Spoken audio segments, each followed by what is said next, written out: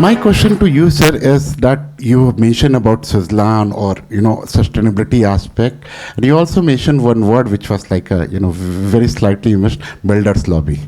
You are working actually projects with very intelligent clients, if I may say. If I can classify intelligent and non-intelligent clients, like Ajim Premji, Mahindras and all, they are more or less like a philanthropist, where, they are very sensitive.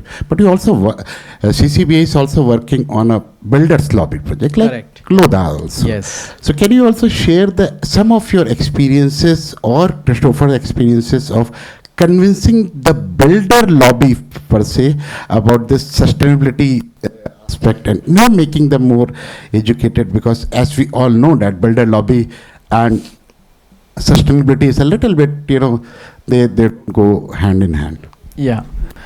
You see, for a very long time we were resistant to work with the developers. We felt that like they did not want architecture. All that they wanted is square footage that they could sell it off, and then it's just a pure business formula.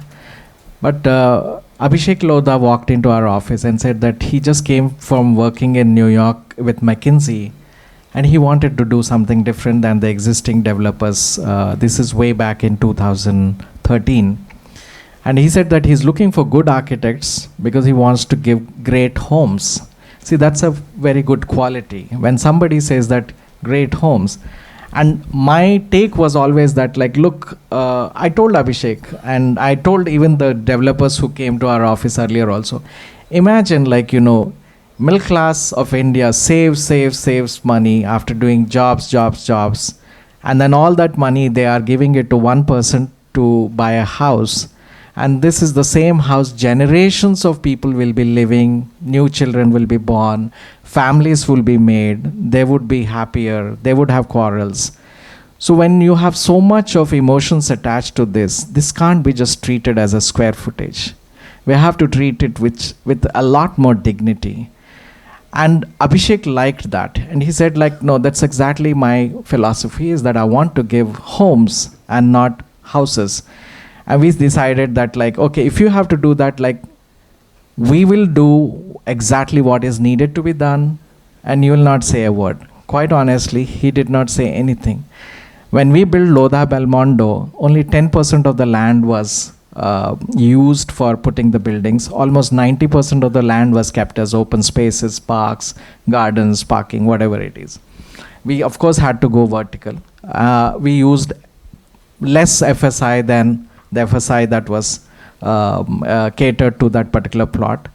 The whole game is that when you want to start like capitalizing on every square foot, that's when you build like these pigeonholes and you lose out the context of what is called like a home, So we have started working with Abhishek Lodha on that, and then I think Lodhi Belmondo is one of the most important projects when it comes to township projects. It's 100 acres.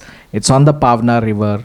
Almost 90 acres of land has been just kept for gardens, and it's probably in the outskirts, but it actually sells at a higher price than the buildings inside, and especially when during the Corona time, this particular project became more famous because there was so much open space that people felt like they could walk. They did not need to go out of their campus or their township.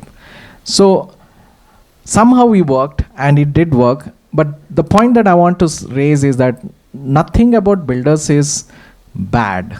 It's just that most of them are trapped in this, the racket, or let's say the mental game of like every square footage should yield. Once you let go, you are a better builder, and Lodha Group is a good builder, and we enjoy working with them. They are very reciprocative, and then they like to kind of listen to architects.